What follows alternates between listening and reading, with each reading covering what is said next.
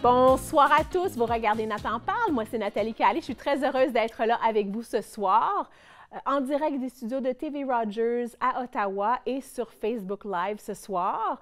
Je suis accompagnée de Maryse Payskins, auteure et sexologue qui fait la tournée des écoles en ce moment, donc elle a une semaine très occupée, mais tu as pris un petit peu de temps pour venir à Nathan parle. Merci beaucoup d'être là. Ça me fait plaisir, merci de m'avoir invitée. Tu as tourné spécifiquement pour deux de tes romans adolescents.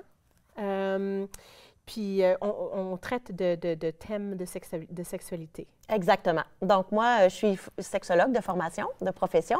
Donc, il y a quelques années, je me suis retrouvée à animer une tournée pour sensibiliser les jeunes sur l'hypersexualisation. Et donc, j'ai abordé toutes sortes de thèmes en lien avec l'hypersexualisation et j'ai rencontré vraiment beaucoup de jeunes. Qu'est-ce que tu veux dire par hypersexualisation? Bien, quand on parle de la sexualisation de l'espace public, c'est un peu ça que ça veut dire. C'est le fait expo, qu'on va retrouver exactement énormément de messages, d'images à caractère sexuel dans à peu près tout ce qu'on consomme. Que ce soit les revues, que ce soit la télévision, les téléréalités, les films, la pornographie aussi, qui est de plus en plus. Ben oui, de plus en plus, c'est très accessible. Même si les parents essaient de mettre des limites, des contrôles contrôles, ils ont quand même accès. C'est très accessible. Il y a quelques années, on devait avoir des mots de passe, on devait prouver qu'on avait 18 ans. Maintenant, on fait quelques mots sur Google et on peut tomber facilement sur des sites pornographiques qui sont quand même assez intenses aussi, là. Oui. Donc, Moi, ça me traumatise, ça, parce que je suis inquiète. Oui. Je suis inquiète que les jeunes pensent que c'est ça, la sexualité. Exactement. C'est que les jeunes commencent de plus en plus jeunes à consommer de la pornographie. Donc, les garçons, là, en moyenne, 7, 8, 9 ans, ils vont déjà être... Non. Oui, quand même, très tôt, parce qu'ils ont accès à l'Internet maintenant avec tous leurs appareils. C'est très facile. Donc, de plus en plus jeunes, ils vont être exposés à ces images-là. Et oui, c'est peurant parce que ça devient une norme pour eux. Ça devient... C'est presque une référence. Donc, ça devient normal. Donc, tout ils apprennent, c'est un outil d'apprentissage. Exactement. Puis comme ils n'ont pas non plus d'éducation à la sexualité dans les écoles, on ne leur montre pas nécessairement autre chose ou d'autres modèles. Donc, ça devient vraiment leur référence. Ou donc, si même... on n'enseigne pas à ce niveau-là. Donc, non. pour comprendre, on discute, on n'en parle pas. Pas assez. Il y a des efforts qui sont faits. Là. De plus en plus, on parle d'un retour possible de l'éducation sexuelle dans les écoles.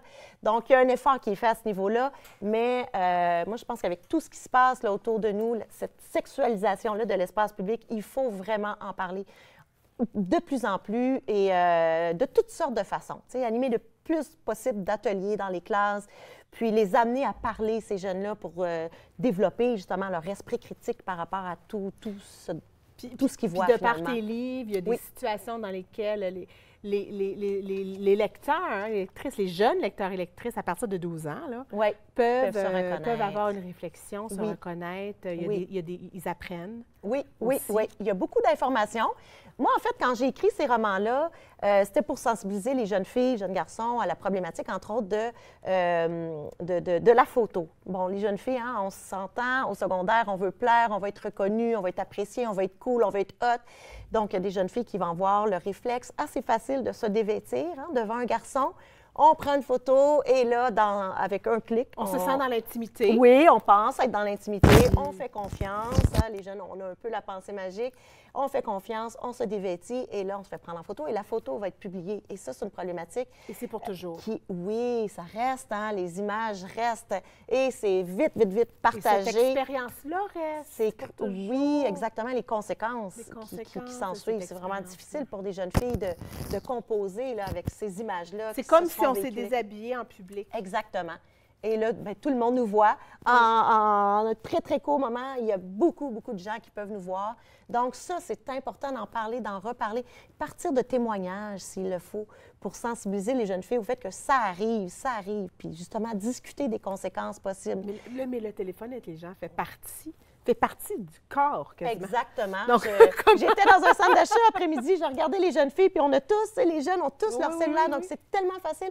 Puis nous, comme parents, on est un peu désarçonnés aussi devant ça, parce que ça va très vite, là, les réseaux sociaux, tout ça, ça a explosé dans les dernières années, donc on ne sait pas trop non plus comme parents comment intervenir, où mettre les limites, comment contrôler tout ça, comment sensibiliser sensibiliser nos jeunes, comment développer leur esprit critique à travers ça. Ça fait beaucoup de choses. Donc, il faut en parler. On a les romans peuvent vraiment, aider. il n'y a pas assez de temps, mais un conseil pour les gens, pour les parents?